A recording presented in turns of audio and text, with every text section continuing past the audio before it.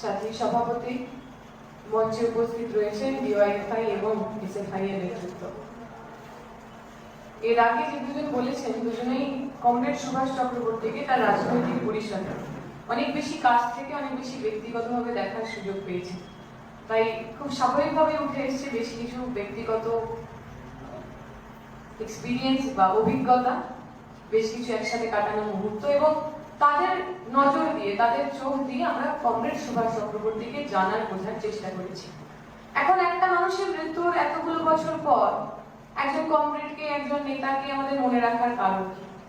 আমরা যারা বামপন্থী রাজনীতিতে বিশ্বাস করি, আমরা যারা বামপন্থায় বিশ্বাস করি, অথবা আমরা যারা মার্ক্সবাদে বিশ্বাস করি, আরো একটু যদি বড় করে বলতে চাই, আমরা তো এটা বিশ্বাস করি যে একজন ব্যক্তি তার যে ভূমিকা বা একজন ব্যক্তি তার যে কন্ট্রিবিউশন তার চেয়ে অনেক বড়, তার চেয়ে অনেক বেশি পার্টি বা সমষ্টি যে কন্ট্রিবিউশন বা তাদের যে অবদান। তাহলে একটা মানুষের মৃত্যুদিন, একটা মানুষের মৃত্যুর এত বছর পর তাকে মনে করার কারণ কি? কারণ আমরা যারা মার্ক্সবাদে বিশ্বাস করি, আমরা যারা মার্ক্সবাদকে চর্চা করার চেষ্টা করি, আমরা আমাদের চর্চা নিজের জীবনের অভিজ্ঞতা থেকে বুঝেছি এই যে সমষ্টির এগিয়ে যাওয়া, এই যে আদর্শের এগিয়ে যাওয়া, এই যে পার্টির এগিয়ে যাওয়া, এই পার্টির এগিয়ে যাওয়াতে, আদর্শের এগিয়ে যাওয়াতে ব্যক্তির, ইন্ডিভিজুয়ালের একটা অদ্ভুত ধরনের অবদান থাকে। আমি যে বিষয়ে বিশ্বাস করি, আমি যে রাজনীতিতে বিশ্বাস করি, আমি সেই বিশ্বাসকে আমার জীবনে চর্চা করতে পারছি কি পারছি না। আমি যে দলের প্রতিনিধিত্ব করি, যে দলের নেতা, যে দলের কর্মী হিসেবে নিজেকে বলি, সেই দলের মতাদর্শকে এগিয়ে নিয়ে যেতে পারছি কিনা। কমরেড সুভাষ চক্রবর্তীরা আমাদের জন্য আইডল, কমরেড সুভাষ চক্রবর্তীরা আমাদের জন্য অনুপ্রেরণা। কারণ যে রাজনীতির কথা আমরা বলি, যে বামপন্থার কথা আমরা বলি, যে সমাজ বদলের স্বপ্ন আমরা দেখি, সেই সমাজ বদলের স্বপ্নকে নিজের জীবনে কি করে অনুশীলন করতে হয় তা কমরেড সুভাষ চক্রবর্তীরা শিখিয়ে গেছে।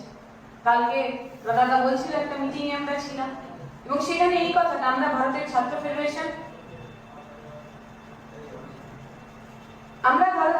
ফেডারেশন একটা কথা বারবার জোর দিচ্ছি। আমরা নির্বাচনের সময় দেখেছি, তার আগেও দেখেছি একটা অদ্ভুত ধরনের বিচ্ছিন্নতা, এলিমিনেশন। আমরা বলছি আমাদের যে ছাত্র সংগঠন, সেই ছাত্র সংগঠনের ক্যাডার রয়েছে, সংগঠক রয়েছে, কিন্তু আমাদের সংগঠনের যে ইনফ্লুয়েন্স করার ক্ষমতা সেটা তার চেয়ে বেশি আর নেই। আমরা অর্গানাইজেশন অফ অর্গানাইজার হয়ে গেছি, মাসের সঙ্গে, জনসাধারণের সঙ্গে, সাধারণ ছাত্রের সঙ্গে আমাদের যে কানেক্ট, আমাদের যে সংযোগ, সেই সংযোগটা দুর্বল হয়েছে। আর এইখানে দাঁড়িয়ে আজকে সুভাষ চক্রবর্তীকে মনে করাটা খুব জরুরি। হ্যাঁ, সুভাষ চক্রবর্তী সিপিআইএম এর নেতা ছিলেন, হ্যাঁ সুভাষ চক্রবর্তী বামপন্থী নেতা ছিলেন, সুভাষ চক্রবর্তী বামফ্রন্টের মন্ত্রী ছিলেন, কিন্তু এই সমস্ত কিছুর পরেও সুভাষ চক্রবর্তী জননেতা ছিলেন। সাধারণ মানুষ তাকে আপন লোক ভাবতেন, সাধারণ মানুষ তাকে নিজের নেতা ভাবতেন। একজন মানুষ যিনি হয়তো বামপন্থী নন, যিনি বামপন্থার এবিসিডি বোঝেন না, সমাজতন্ত্রে বিশ্বাস করেন না, কিন্তু সুভাষ চক্রবর্তী, কমরেড সুভাষ চক্রবর্তীর ওপর বিশ্বাস করতেন। আমরা যখন কলেজে এসএফআই শিখেছি, এসএফআই করা শুরু করেছি, আমার মনে আছে সিনিয়ররা আমাদের বলতো যে একজন এসএফআই এর ক্যাডার, একজন এসএফআই এর সংগঠক কিরকম হবে। তুমি যে ক্লাসে পড়ো, যে ছেলে মেয়েদের সঙ্গে বসে ক্লাস করো, প্রতিদিন এক বেঞ্চ, এক ক্লাস শেয়ার করো, সেই ছেলেটা মেয়েটা তৃণমূল হতে পারে, বিজেপি হতে পারে, ছাত্র পরিষদ হতে পারে, তৃণমূল ছাত্র পরিষদ হতে পারে, অথবা অরাজনৈতিক হতে পারে। তার যদি কোনো সমস্যা হয়, সেটা ব্যক্তিগত সমস্যা হতে পারে, পারিবারিক সমস্যা হতে পারে, একাডেমিক সমস্যা হতে পারে, ওই ক্লাসে যে এসএফআই এর ক্যাডার হবে, ওই ক্লাসে যে এসএফআই এর নেতা হবে, সে যেন তাকে সে তার সমস্যার কথা মন খুলে বলতে পারে। তুমি যে রাজনীতি করো না কেন, তুমি যদি এসএফআই করো, সাধারণ ছেলেমেয়েরা, সাধারণ ছাত্রছাত্রী যেন তোমাকে বিশ্বাস করতে পারে, তোমাকে ভরসা করতে পারে। কারণ যদি তুমি সাধারণ ছাত্রছাত্রীর ভরসার উপযুক্ত না হও, তুমি ভারতের ছাত্র ফেডারেশনের নেতা হতে পারবে না। কারণ আমরা একটা মাস অর্গানাইজেশন, সাধারণ ছাত্রছাত্রীদের প্রতি আমাদের দায়বদ্ধতা রয়েছে। আমি গেম অফ থ্রোনস এর খুব ফ্যান, আমি কথা বলতে বলতে মাঝে মাঝে রেফারেন্স দিই। যারা গেম অফ থ্রোনস দেখেছে তারা হয়তো জানেন, সেখানে যে কুইন ডেনেরিয়াস টারগেরিয়ান, তো সে বহু যারা দাস ছিল, যারা স্লেভ ছিল, তাদেরকে মুক্ত করেছিল এবং প্রত্যেক রাজা বা রানীর পাশে একজন হ্যান্ড হয়, মানে যিনি তাকে উপদেশ দেন, সঠিক কি কি কাজ করা উচিত, কোন কাজ ভুল হচ্ছে সেই সব উপদেশ দেন। তো বেশিরভাগ জায়গায় হ্যান্ড যারা হতেন তারা রাজ পরিবারের সদস্য, রয়্যাল হতেন। একমাত্র ডেনেরিয়াসে যে উপদেষ্টা মন্ডলীর সবচেয়ে কাছের লোক, সে ওই স্লেভ ছিল, সে ওই দাস ছিল, যে দাসত্বের শৃঙ্খল থেকে ডেনেরিয়াসরা তাকে মুক্তি দিয়েছিল। এখন সেই মেয়েটিকে যখন জিজ্ঞেস করা হয়েছে তোমরা কেন ওকে সাপোর্ট করো, তোমরা কেন ওকে রানী বলে মানো, উত্তর দিয়েছিল ডেনেরিয়াস আমাদের জন্য রানী এই কারণে নয় কারণ ওর বাবা কোনো রাজা ছিল, বেনেডিয়াস আমাদের রানী এই কারণে, কারণ আমরা ওকে আমাদের রানী হিসেবে নির্বাচন করেছি। এই যে সাধারণ মানুষের মধ্যে থেকে নির্বাচিত হওয়ার ক্ষমতা, নেতা হিসাবে, ভরসার মানুষ হিসাবে, পথপ্রদর্শক হিসাবে, এই প্র্যাকটিস, এই অনুশীলনটাই তো অনেক বছর ধরে আমাদের মধ্যে একটু একটু করে কমে গেছে। কারণ আমরা যে সময় রাজনীতিতে এসেছি সেই সময়টা একটু টালমাটাল। 2011 সাল, সরকার নেই। তার আগে যারা রাজনীতি করেছেন, এসএফআই করেছেন, একটা অদ্ভুত কমফোর্টেবল পরিবেশ ছিল। একটা সরকার রয়েছে, বন্ধু সরকার রয়েছে। সরকারে থাকার কারণে, বুর্জোয়া সরকারে থাকার কারণে তার যত ধরনের ডিভিয়েশন, সেই ডিভিয়েশন একটু একটু চুইয়ে চুইয়ে আমাদের মধ্যেও পড়েছে, আমাদের জীবনধারায় পড়েছে, মানুষের সঙ্গে আমরা যেভাবে কথা বলি, আমাদের কন্ডাক্টে পড়েছে। ফলে মানুষের সঙ্গে দূরত্বটা, মানুষের প্রতি নির্ভরশীলতা, মানুষের দ্বারা নির্বাচিত হওয়ার আমাদের যে আকাঙ্ক্ষা, সেই আকাঙ্ক্ষাটা কমে গেছিল। আমরা জানি আমাদের একটা মেশিনারি আছে, একটা সংগঠন রয়েছে। সেই সংগঠন তাদের কাজকর্মের মধ্যে দিয়ে আমাদের যে জনভিত্তি, সেই জনভিত্তি ধরে রাখে। আমরা যদি শুধু আমার সংগঠনের মধ্যেকার যে সমীকরণ, সেই সমীকরণগুলো বাঁচিয়ে চলি, আমার সংগঠনের মধ্যেকার যে পাওয়ার হায়ারার্কি, সেই পাওয়ার হায়ারার্কিটাকে সন্তুষ্ট করে চলি, তাহলে আমাকে আর সাধারণ মানুষের কাছে অ্যাকসেপ্টেড হওয়ার কোনো দরকার নেই। আজকে সময় বদলেছে। 2011 পরবর্তীকালে একটু একটু করে আমাদের পায়ের তলার যে মাটি আরো বেশি নড়বড়ে হয়ে গেছে। সেই স্ট্রাকচার নেই, সেই মেকানিজম নেই, সেই সংগঠন নেই, যে সংগঠনের মধ্যে দিয়ে নির্বাচনে যেটা হোক অথবা কোনো নির্দিষ্ট বিষয়ে আন্দোলন করা হোক আমরা সহজেই করতে পারবো। তাই আমরা যারা এই সময় ছাত্র ফেডারেশন করছি, আমাদের কাজটা কঠিন, অনেক কঠিন। আমাদের আগে যারা করেছেন, যারা নেতা হয়েছেন, অনেক বড় নেতা হয়েছেন, কেউ কেউ আর আমাদের সঙ্গে নেই, অন্য দলে গেছেন, কে বামপন্থী নয়, কে বামপন্থী তার সার্টিফিকেট দিচ্ছেন, তারা যে কমফোর্টের মধ্যে দিয়ে, যে আরামের মধ্যে দিয়ে রাজনীতি করেছেন, আমাদের কাছে তো সেই আরাম নেই, সেই বিলাসিতা নেই। তাই আমাদের মানুষের কাছে ফিরে যেতে হবে। আমরা কালকে আলোচনা করেছি বিগত 5টা বছরে 3টে মূল জায়গা আমাদের পশ্চিমবঙ্গ, ভারত এবং সামগ্রিকভাবে গোটা বিশ্বে পরিবর্তন এসেছে। 1 নম্বর, যে কথাটা আগে রানাদাও বলছিল, commodification of education, commercialization of education, পড়াশোনার বাণিজ্যিকীকরণ। যেভাবে পুঁজি এডুকেশনে ইনভেস্ট করছে, বেসরকারি কলেজ, বেসরকারি ইউনিভার্সিটি, রাষ্ট্র যেভাবে তাতে মদত দিচ্ছে, একমাত্র কেরালা ছাড়া সারা ভারতে হয়তো কোনো একটাও জায়গা নেই যে জায়গায় বেসরকারি স্কুলের চাইতে সরকারি স্কুলের সংখ্যা বেশি। কেরালা করে দেখিয়েছে।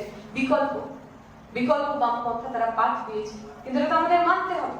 সারা দেশ জুড়ে রাষ্ট্রীয় মদতে বেসরকারি পুঁজির লগ্নি শিক্ষা ক্ষেত্রে বেড়ে চলেছে। এবং যদি বাণিজ্যিকীকরণ হয়, যদি বেসরকারি পুঁজি শিক্ষা ক্ষেত্রে আসে, তাহলে কি হবে আমরা সবাই জানি। এসএফআই করার সময় আমাদের বারবার বলা হয়, যদি আমার এটা ইন্টেনশন হয়, আমি একজন ব্যবসায়ী, আমি একজন উদ্যোগপতি, আমার যদি ইন্টেনশন হয় আমি একটা স্কুল খুলবো, একটা ইউনিভার্সিটি খুলবো, একটা ইঞ্জিনিয়ারিং কলেজ খুলবো, আমার ইচ্ছাটা কি, আমার মোটিভটা কি? আমাকে মুনাফা কামাতে হবে। আমি যত টাকা ইনভেস্ট করলাম তার 2 গুণ টাকা আমি একটা ইউনিভার্সিটি, কলেজ অথবা স্কুল থেকে তুলে আনতে হবে। ফলে আমি কি করব? ফলে যে ছেলেমেয়েরা, ছাত্রছাত্রীরা পড়াশোনা করতে আসে তাদের ফিস বাড়াবো, তাদের নানা ধরনের কখনো এস্টাবলিশমেন্ট ফিস, কখনো অমুক ফিস, তমুক ফিস, এর মধ্যে দিয়ে শিক্ষাটাকে আমি এক্সপেন্সিভ করে তুলবো, দুর্মূল্য করে তুলবো। এই দুর্মূল্য করে তোলা আমাকে দুটো জিনিস কাজ করে। একটা, আমার কাছে টাকা আসছে, অর্থ আসছে। আর দ্বিতীয়ত, আমরা যে অদ্ভুত একটা পুঁজিবাদী সমাজে বসবাস করি, যেখানে আমাদের মনে হয় যা কিছু বেশি দামি সেটাই হয়তো ভালো। ফলে আমরা ব্র্যান্ডের জামা পরি, ব্র্যান্ডের জামার দাম অনেকটা বেশি, কিন্তু এই ব্র্যান্ড, কারণ আমরা জানি দামি জিনিস মানে ভালো জিনিস। তাই যখন শিক্ষাটা দামি হয়ে যায়, বহু মানুষ যারা সেই টাকাটা এফোর্ড করতে পারে, যাদের ওই টাকাটা খরচ করার সামর্থ্য রয়েছে, তারা সেই শিক্ষার প্রতি বেশি আকর্ষিত হবে। এতে যারা পুঁজি লগ্নি করলেন তাদের লাভ, তার টাকাও উঠে এলো, তার একটা ব্র্যান্ডিংও হলো, তার একটা মার্কেটিংও হলো। লোকসান হলো তাদের, সাধারণ পরিবার, পিছিয়ে পড়া পরিবার, শ্রমজীবী পরিবার, আমাদের মতো পরিবার থেকে উঠে আসা ছেলেমেয়েরা, যাদের মা বাবার হয়তো অত টাকা দেওয়ার সামর্থ্য নেই, তারা কোথায় যাবে? তারা কি পড়াশোনা করবে না? আমরা বারবার এসএফআই এর পক্ষ থেকে জোর দিই যে সরকারি হোক, সে কেন্দ্রের সরকারি হোক অথবা রাজ্যের সরকার হোক, শিক্ষা ক্ষেত্রে ব্যয় বরাদ্দ বাড়াতে হবে। 6% জিডিপি, 10% বাজেট, যাতে যে সমস্ত গরিব পরিবারের ছেলেমেয়েরা, পিছিয়ে পড়া পরিবারের ছেলেমেয়েরা, যাদের পকেটের তো রেস্ট নেই, যে বেসরকারি স্কুল, কলেজ, ইউনিভার্সিটি, তাদের মালিকদের যে খিদে, সেই খিদে মেটাতে পারবে, তাদেরকে শিক্ষা দেওয়া হবে। আমরা আরো বলি, শিক্ষা মানে শুধু একটা ডিগ্রি নয়। যখন ভারতের সংবিধান তৈরি হচ্ছে, যখন বাবা সাহেব আম্বেদকর শিক্ষাকে ইউনিভার্সালাইজেশন বা সবার জন্য সার্বজনীন শিক্ষার কথা বলছেন, কি বলেছিলেন তিনি বলেছিলেন শিক্ষা মানে শুধু ডিগ্রি হবে না, শিক্ষা মানে পিছিয়ে পড়া, অন্তজ, প্রান্তিক মানুষের হাতিয়ার হবে। পড়াশোনার মধ্যে দিয়ে সে এগিয়ে আসবে, মোবিলিটি, উত্তরণ, সমাজের এক স্তর থেকে অন্য স্তরে, নিচু স্তর থেকে উপরের স্তরে শুধু একা আসবে না, গোটা সমাজটাকে, গোটা পরিবারটাকে, গোটা শ্রেণীটাকে তুলে নিয়ে আসবে। তাই আমরা যখন শিক্ষাকে দেখি, আমরা যখন শিক্ষার বাণিজ্যিকরণের বিরুদ্ধে কথা বলি, আমরা শুধু এটা শ্রেণীগত অবস্থান বা শুধু কে কার সামর্থ্য আছে কার সামর্থ্য নেই সেই আঙ্গিক থেকে বলি না। আমরা বলি শিক্ষাকে সার্বজনীন হতে হবে, কারণ শিক্ষা ছাড়া এই সমাজ বদলের আর কোনো উপায় নেই। শিক্ষাকে সার্বজনীন না করতে পারলে এই যে পুঁজিবাদী ব্যবস্থা, এই যে সামন্তবাদী ব্যবস্থা, যে ব্যবস্থার নিচের দিকে বেশিরভাগ মানুষের ঘামে শ্রমে ওপর দিকে কতিপয় মানুষ ফুলে ফেপে ওঠে, এই ব্যবস্থাটাকে বদল করা যাবে না। তাই বিগত বছরগুলো থেকে নিউ এডুকেশন পলিসির মধ্যে দিয়ে 2019-এ ড্রাফট এসেছিল, 2020-তে পাস হয়েছে, এই সমস্ত কিছুর মধ্যে দিয়ে সারা দেশ জুড়ে যে শিক্ষা, সেই শিক্ষার বাণিজ্যিকীকরণ হবে। শিক্ষার বাণিজ্যিকীকরণ হলে গরিব পরিবারের ছেলেমেয়েরা পড়াশোনা করতে পারবে না। গরিব পরিবারের ছেলেমেয়েরা পড়াশোনা করতে না পারলে ভারতের ছাত্র ফেডারেশনের কোনো অস্তিত্ব থাকবে না। কারণ আমরা বলি আমরা মাস অর্গানাইজেশন, আমরা সবার সংগঠন, কিন্তু আমরা এটাও তো জোর গলায় বলি আমাদের একটা শ্রেণী অভিমুখ রয়েছে, একটা ক্লাস ওরিয়েন্টেশন রয়েছে। গরিব পিছিয়ে পড়া ছেলে মেয়েদের জন্য আমাদের লড়াই, শিক্ষাকে কম পয়সায় ভালো শিক্ষা যাতে সবার কাছে পৌঁছে যায় তার জন্য আমাদের লড়াই। মহিলা, মুসলিম, দলিত, আদিবাসী যারা সামাজিকভাবে পিছিয়ে পড়েছেন, এগিয়ে আসতে পারেননি, তারা যাতে শিক্ষার অধিকার পান তার জন্য আমাদের লড়াই। এখন এই শ্রেণীর ছেলেমেয়েরাই যদি আমাদের স্কুল কলেজ ইউনিভার্সিটিতে না যায়, কেন কেউ ভারতের ছাত্র ফেডারেশন করবে? আম্বানির ছেলে, আদানির ছেলে, বড় লোকের ছেলে, তার তো সমাজতন্ত্র, গণতন্ত্র, স্বাধীনতা খায় না মাথায় দেয়, তার তো কিছু যায় আসে না।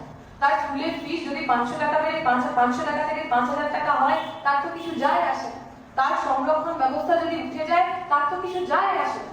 ইউনিভার্সিটি কলেজে মহিলাদের সঙ্গে যদি হয়রানি হয়, তার তো কিছু যায় আসে না। আমরা বলছি যদি এই ব্যবস্থা কার্যকরী হয়, তাহলে আগামী দিনে ছাত্র রাজনীতি, সংগঠিত ছাত্র রাজনীতি করাই আমাদের দুষ্কর হয়ে যাবে। কারণ আমরা জানি যার পেটে খিদে থাকে তার প্রশ্ন করার তাগিদ থাকে। আমরা যখন জেএনইউতে পড়েছি বারবার আমাদের বলা হতো আমরা অ্যান্টি ন্যাশনাল, কারণ আমরা সরকারকে প্রশ্ন করেছি, আমরা পুঁজিবাদের বিরুদ্ধে প্রশ্ন করেছি, সামন্তবাদের বিরুদ্ধে প্রশ্ন করেছি, এবং আমরা বিশ্বাস করি যাদের পেটে খিদে আছে তারাই এই প্রশ্নগুলো করবে।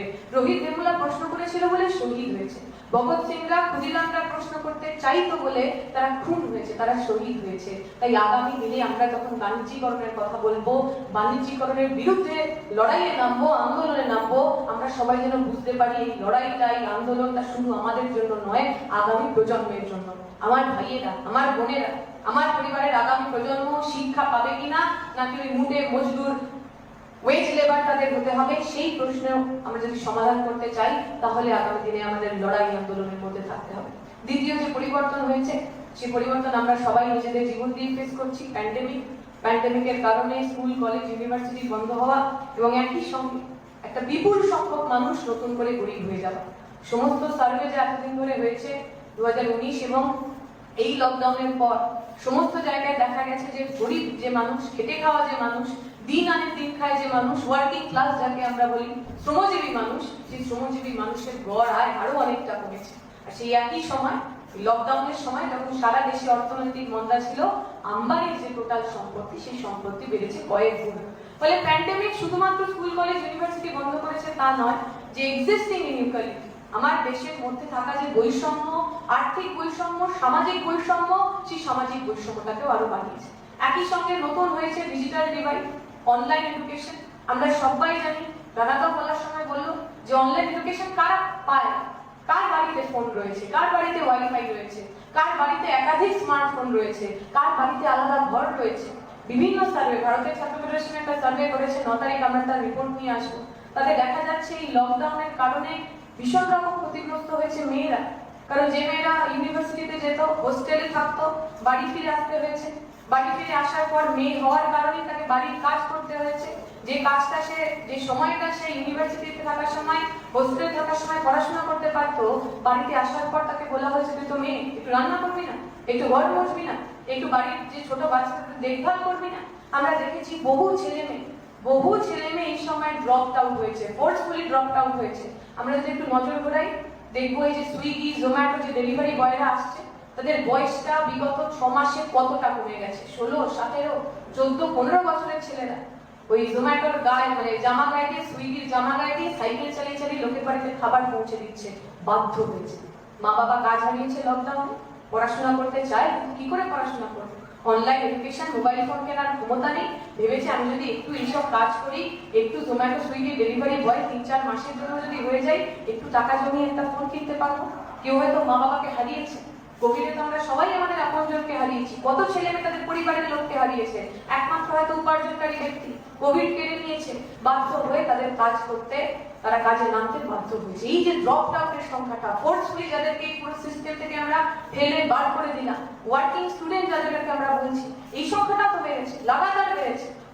কোন শ্রেণী থেকে, কোন সমাজ থেকে এরা আসছে? সেই পিছিয়ে পড়া, গরিব, শ্রমজীবী, খেটে খাওয়া মানুষের সেই পরিবারগুলো থেকে, সেই সমাজ থেকে। তাই একটা অদ্ভুত যে জিনিসগুলো আমরা বা যে ইস্যুগুলো আমরা এর আগে কোনোদিনও ফেস করিনি, ওয়ার্কিং স্টুডেন্টের ইস্যু হোক, ফোর্সফুল ড্রপ আউট হোক, সেটাকে কিন্তু নতুন করে আমাদের অ্যাড্রেস করতে হবে।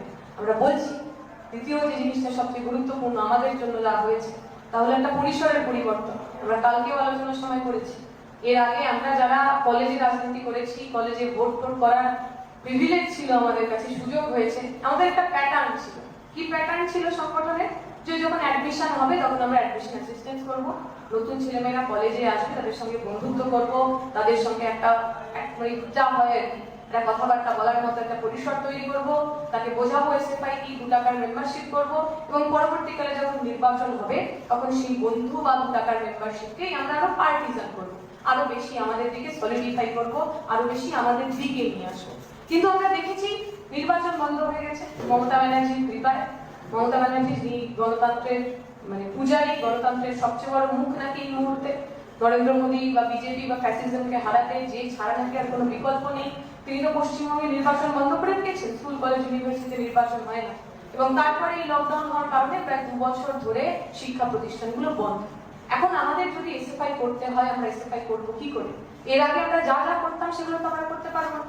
কলেজে অ্যাডমিশন অ্যাসিস্ট্যান্স আমরা করতে পারবো না, কলেজের সামনে দাঁড়িয়ে মানুষের সঙ্গে কথাবার্তা আমরা বলতে পারবো না, কলেজের ভিতরে গিয়ে ক্লাসে আমি আমার বন্ধুর সঙ্গে রাজনীতির কথা বলে তাকে পলিটিক্সাইজ করতাম, আমি আমার জুনিয়রের সাথে ক্যান্টিনে কথা বলে চায়ের সঙ্গে, কফির সঙ্গে, সিঙ্গারার সঙ্গে কথা বলতে বলতে তাকে যে রাজনীতি বোঝাতাম, সেই পরিসরটাই তো বদলে গেছে। এবং এই যে পরিসরের বদল, এই পরিসরের বদলটা কিন্তু শুধু স্কুল কলেজ ইউনিভার্সিটি বন্ধ থাকাতে থেমে থাকে, বিকল্প পরিসর এসেছে। বিকল্প পরিসর কি? ডিজিটাল। এই যে এতটা সময় আমার কাছে খালি, আমি স্কুল যাচ্ছি না, ইউনিভার্সিটি যাচ্ছি না, কলেজ যাচ্ছি না, কি করছি? কেউ হয়তো টিকটক করছে, কেউ ইনস্টাগ্রাম করছে, কেউ হয়তো পাবজি খেলছে, কেউ হয়তো অনলাইন গেমিং করছে। এখন এই পরিসরটা কিন্তু আমরা যে পরিসরে রাজনীতি করি তার থেকে খুব আলাদা। মানে ধরা যাক আমি সোশ্যাল মিডিয়াতে অনেকটা সময় কাটাই, এর আগে যখন স্কুল কলেজ ছিল আমার কলেজের বন্ধু ছিল, আমার কোচিং এর বন্ধু ছিল, যে ট্রেনে করে আমি কলেজ যাই সেই কলেজের কিছু বন্ধু ছিল, ফলে আমার যে শারীরিক পরিসর, সেই শারীরিক পরিসরের মধ্যে দিয়ে আমি বন্ধু তৈরি করেছি, কমরেড তৈরি করেছি, ইত্যাদি ইত্যাদি ইত্যাদি। এখন যে পরিসরে আমি ইন্টারঅ্যাক্ট করছি বা যে পরিসরে আমি বন্ধু বানাচ্ছি, এই পরিসরটা তো আমার কন্ট্রোলে নেই। আমি ফেসবুকে কার সঙ্গে বন্ধু হব এটা তো ফেসবুকের অ্যালগোরিদম ঠিক করছে। আমি কার সাথে বেশি কথা বলতে পারবো বা কার ফিডটা আমার প্রোফাইলে বেশি বেশি করে আসবে, এটা তো ফেসবুকের অ্যালগোরিদম ঠিক করছে। এবং আজকে এই পেগাসাসের সমস্ত কথাবার্তা সামনে আসার পর আমরা তো বুঝতে পারছি আমাদের যা ডিজিটাল কমিউনিকেশন, যা আমরা একে অপরের সঙ্গে আদান প্রদান করছি, সমস্তটাই কন্ট্রোল, সমস্তটাই কেউ না কেউ সার্ভিলেন্স করছে, সমস্তটাই কারোর না কারোর নজরদারির মধ্যে রয়েছে। ফলে আমি যদি বামপন্থী মনোভাবাপন্ন হই, আমি ফিডে কি দেখবো, আমি আমার সোশ্যাল মিডিয়াতে কি কন্টেন্ট পাবো, সেইটা নির্ধারণ করার সুযোগ, সেইটা নির্ধারণ করার অধিকার বা সেইটা নির্ধারণ করার ক্ষমতা আমার কাছে নেই। যে সমস্ত ওই আবার গ্লোবাল ক্যাপিটাল যারা এই সোশ্যাল মিডিয়াগুলোকে কন্ট্রোল করে, ফেসবুক হতে পারে, ইনস্টাগ্রাম হতে পারে, টুইটার হতে পারে, তাদের সবার মধ্যেকার যে বোঝাপড়া, সেই বোঝাপড়ার মধ্যে দিয়ে নতুন করে একটা পরিসর তৈরি হচ্ছে, একটা স্পেস তৈরি হয়েছে। এখন আমাদের কাছে চ্যালেঞ্জ যে নতুন পরিসরটা আমরা কি করে ব্যবহার করবো। আগের মেথড তো আমাদের আর কাজ হবে না। আমরা যারা এখানে বসে রয়েছি, যারা আমরা এই মুহূর্তে দাঁড়িয়ে ভারতের ছাত্র ফেডারেশন করতে চাই, আমাদের এই নতুন পরিসরে রাজনীতি করার কথা ভাবতে হবে। কারণ যার মৃত্যুদিনে আমরা যার জন্য আজকে এখানে এসেছি, সেই সুভাষ চক্রবর্তীও কিন্তু সময় উপযোগী হওয়ার কথা বলেছে। পুরনো যে ধ্যান ধারণা, পুরনো যে অর্থোডক্স, যেখানে খুব বেঁধে বেঁধে আমরা একে অপরকে রাখি, আমাদের চিন্তা ভাবনার যে সক্রিয়তা, যে ক্রিয়েটিভিটি, সেইটা বেরিয়ে আসে না। সুভাষ চক্রবর্তী কিন্তু সেই সমস্ত অচলায়তনগুলোকে ভাঙতে চেয়েছিলেন। আজকে আমরা যারা এখানে বসে আছি, আমরা যারা যে সুভাষ চক্রবর্তীর কথা এখানে শুনছি বা বলছি, আমাদের সেই অচলায়তন ভাঙতে হবে, নতুন করে ভাবতে হবে। আমি যদি ওই টিকটকে যে ছেলেটা বা মেয়েটা দিনে 5টা করে ভিডিও করে তাকে নিব্বা বা নিব্বি বলে আমি দূরে সরিয়ে দেবো, নাকি ওই টিকটকের যে মাধ্যম সেই মাধ্যমটা ব্যবহার করেই তার সঙ্গে আমি একটা কমিউনিকেশন, একটা কনভারসেশন করার চেষ্টা করবো। কারণ হতে পারে ও দিনে 5টা ভিডিও আপলোড করে, হতে পারে ওর সাদা চুল একদিকে সবুজ রঙের প্যান্ট পরে, হতে পারে অনেক কিছু যে আমার রুচির সঙ্গে মেলে না, কিন্তু ও তো ছাত্র, ও তো সেই সমস্ত ধরনের সমস্যার মধ্যে দিয়ে যাচ্ছে যে সমস্যার মধ্যে দিয়ে আমরা যাচ্ছি। ওকেও তো কলেজ ইউনিভার্সিটিতে সেই সমস্ত হয়রানির সম্মুখীন হতে হবে যা আমরা হয়েছি। আমরা যারা এখানে বসে আছি, আমার মনে হয় এটা আমাদের দায়িত্ব, আমাদের এই প্রজন্মের কাঁধে এই দায়িত্ব যে এই যে নতুন তৈরি হওয়া পরিসর, এই যে বদলে যাওয়া একটা প্রেক্ষিত, এই যে বদলে যাওয়া পুরো সময়টা, এই বদলে যাওয়ার সময়ে আমরা আমাদের পুরনো ধ্যান ধারণা ভেঙে নতুন সময়ের জন্য নতুন রকম কোনো কৌশল তৈরি করতে পারবো কি পারবো না সেই বিষয়ে আমাদের ভাবতে হবে। আমি এবার কথা দীর্ঘায়িত করবো না, শুধু একটা কথা, শেষ কথা বলে যেটা বলে শেষ করার রানাদা বলছিল এবং খুব ইম্পর্টেন্ট, যেটা আমরা আমাদের কথা বলা উচিত রেড ভলেন্টিয়ারদের নিয়ে। এই নির্বাচন পরবর্তীকালে আমার মনে হয় রেড ভলেন্টিয়ার একটা গুরুত্বপূর্ণ ভূমিকা পালন করেছে। একটা বামপন্থী দল, যে বামপন্থী দল স্বাধীনতার পর প্রথমবার পশ্চিমবঙ্গের বিধানসভায় শূন্য হয়ে গেল। আমি কালী সুজন্তার কথা শুনছিলাম, সারা দেশ জুড়ে 10টা এখন বিধানসভায় আছে, যে বিধানসভায় একজন হলেও সিপিআইএম এর প্রতিনিধি রয়েছে, এমএলএ রয়েছে। এবং কি লজ্জার বিষয়, দুঃখের বিষয়, এই 10টা বিধানসভার মধ্যে আমার পশ্চিমবঙ্গের বিধানসভা নেই, যে পশ্চিমবঙ্গের বিধানসভায় 34 বছর ধরে আমরা সবচেয়ে বেশি সংখ্যাগরিষ্ঠতায় ছিলাম। এখন এটা একটা বিপর্যয়, ব্যাপক বিপর্যয়। মানসিকভাবে বহু মানুষ ভেঙে পড়েছিলেন, ভাবতে পারেননি এরকম কিছু হতে পারে। এবং এইরকম একটা ভয়ঙ্কর মেন্টাল ব্রেকডাউনের জায়গায় রেড ভলেন্টিয়ার অনেকটা আমাদের আশার আলো দেখিয়েছে। 2 তারিখ রেজাল্ট বেরোনোর পর 2 তারিখ সন্ধ্যেবেলা থেকে যেভাবে আমাদের কমরেডরা, যেভাবে আমাদের রেড ভলেন্টিয়াররা রাস্তায় ছিলেন, মার খেয়েছেন, থ্রেট শুনেছেন, বিভিন্ন ধরনের সমস্যার সম্মুখীন হয়েও তারা পিছিয়ে আসেননি। এটা অনেকটা বামপন্থী মনস্ক যে মানুষ যারা এখনো বামপন্থায় বিশ্বাস করে তাদের অক্সিজেন জুগিয়েছে। কিন্তু রেড ভলেন্টিয়ার তো শেষ নয়, রেড ভলেন্টিয়ার তো আলটিমেট নয়। রেড ভলেন্টিয়ারের মধ্যে দিয়ে আমরা বহু ছেলে মেয়েদের পেয়েছি যারা রাজনীতিতে ইন্টারেস্টেড নয়। পরিষ্কার কথা, যদি আমরা এসএফআই নামে করতাম সে হয়তো আসতো না, ডিওয়াইএফআই নামে করতাম আসতো না। রেড ভলেন্টিয়ারের মনে হয়েছে একটা সেপারেট এন্টিটি, একটা ব্র্যান্ডিং হয়ে গেছে অদ্ভুতভাবে। ফলে বহু মানুষের মনে হয়েছে যে আচ্ছা ঠিক আছে, সিপিএম খারাপ, এসএফআই খারাপ, ডিওয়াইএফআই খারাপ, কিন্তু রেড ভলেন্টিয়াররা ভালো। এখন সেই যে পুরো পারসেপশন তাদের সেটাকে আমাদের চেঞ্জ করতে হবে, সে কথা আমি বলছি না। কিন্তু এই রেড ভলেন্টিয়ারের মধ্যে যে ছেলেমেয়েগুলোকে আমরা পেলাম, তাদের নিয়ে আমরা কি করবো? রানাদা বলছিল রাজনীতি দেওয়ার কথা। আমরা বলি 3টে জিনিস খুব ইম্পর্টেন্ট রাজনীতি বোঝার ক্ষেত্রে, সমাজ বোঝার ক্ষেত্রে, কি, কেন এবং কিভাবে। এখন যে ছেলেটা বা মেয়েটা এই করোনা মহামারীর সময় তার জীবনের ঝুঁকি নিয়েও আমাদের সাথে কাজ করতে এলো, সে কিটা বোঝে, এখন কি সমস্যা, সেই সমস্যার জন্য আমাদের কি করা উচিত, কিছু ক্ষেত্রে কেনটাও বোঝে। যে এই যে মহামারী, স্বাস্থ্য ব্যবস্থা ভেঙে পড়েছে, হাসপাতাল নার্সিং হোমে এত টাকা বেশি নিচ্ছে, বোঝে, কেনটাও বোঝে, কিন্তু হয়তো কিভাবেটা পুরো বোঝে না। তাই তারা যখন আমাদের কাছে আসবে তাদের কিভাবে এটা বোঝানোর দায়িত্ব আমার। কেন আমার কেন্দ্রের সরকার, আমার রাজ্যের সরকার স্বাস্থ্য ক্ষেত্রে ব্যয় বরাদ্দ বাড়ান না, তাকে এটা বোঝাতে হবে যে আমার দেশে এবং আমার রাজ্যে ডাক্তার এবং নার্সের হাজার হাজার শূন্যপদ খালি পড়ে রয়েছে, তাদের নতুন করে নিয়োগ হয় না, কারণ কেন্দ্র এবং রাজ্য দুজনেই নিজের যে খরচ, সেই খরচ সংকুচিত করতে চান, সেই জায়গাগুলোকে প্রাইভেটের হাতে তুলে দিতে চান, নিজের আখের গুছিয়ে আরো বেশি করে যারা প্রাইভেট বিজনেস প্লেয়ার রয়েছে তাদের জায়গা করে দিতে চান। এই কথাগুলো আমাদের তাদের বলতে হবে। শুধুমাত্র একটা মানুষকে অক্সিজেন দিয়েই তো আমাদের কাজ শেষ হয়ে যাবে না, শুধুমাত্র একজন মানুষকে হাসপাতালে পৌঁছে দিয়েই তো আমার কাজ শেষ হয়ে যাবে না, শুধুমাত্র কোথাও কমিউনিটি কিচেন চালিয়ে তার বাড়িতে খাবার পৌঁছে দিয়েই তো শেষ হবে না। কেন তার বাড়িতে খাবার থাকে না আর আম্বানির যে সম্পত্তি, সেই সম্পত্তি লকডাউনে ফুলে ফেপে ওঠে, এই প্রশ্ন তো আমাদের করতে হবে। কার মদতে, কোন সরকারের মদতে, কোন সরকারের মদতে হাজার হাজার কোটি টাকার কর্পোরেট ঋণ মাফি হয়ে যায় আর গরিব কৃষক মানুষের যে কৃষি ঋণ, সেই কৃষি ঋণ মাফি হয় না? এই প্রশ্নটা তো আমাদের করতে হবে, আমাদের তো প্রশ্ন করতে হবে। পেট্রোল ডিজেলের দাম বেড়েছে, অনেকে বলছে যে এই পেট্রোল ডিজেলের দাম থেকে নাকি ওই কোভিড এর জন্য সরকার খরচ করতে চায়, তাই পেট্রোল ডিজেলের দাম বাড়ছে, কিন্তু তারা কেউ বলছে না বিগত বছরে 2014 পর থেকে সবচেয়ে কম কর্পোরেট ট্যাক্স যদি কেউ কালেক্ট করে থাকে তাহলে এটা হলো এই সরকার। 2014 আগে মিনিমাম কর্পোরেট কালেকশন ছিল, কর্পোরেট ট্যাক্স কালেকশন ছিল 39%। এই নরেন্দ্র মোদীর সময় সেই কর্পোরেট ট্যাক্সের যে কালেকশন সেটা কমে দাঁড়িয়েছে 14%।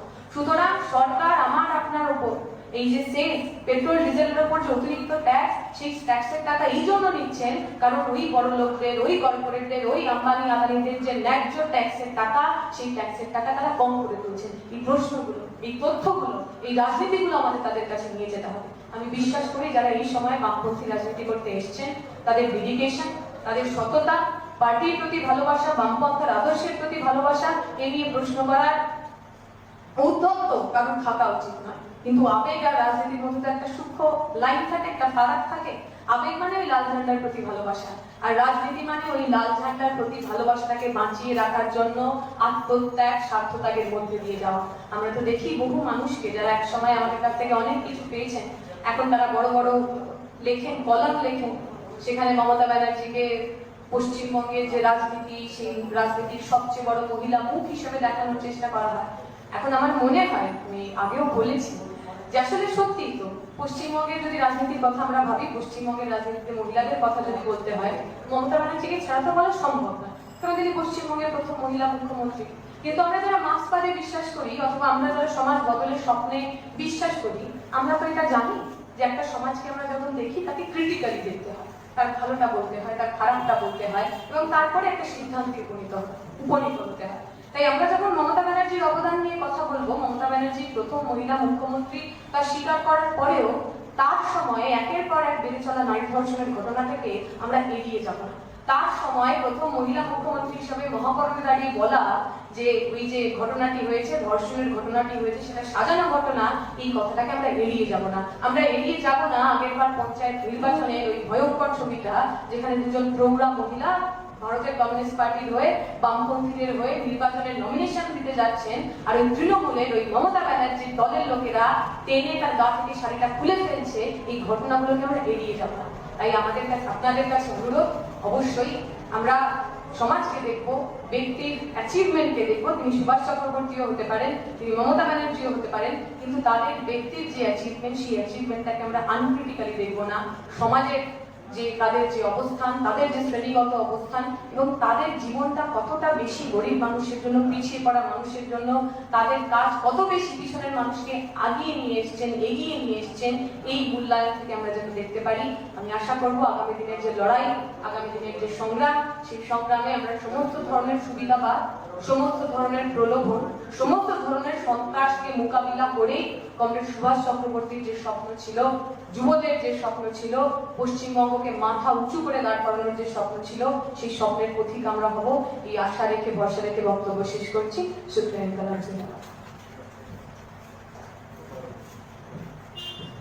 কমরেড দীপশিতা দাসকে উত্তর চব্বিশ পরগনা জেলা কমিটির পক্ষ থেকে অভিনন্দন জানাই।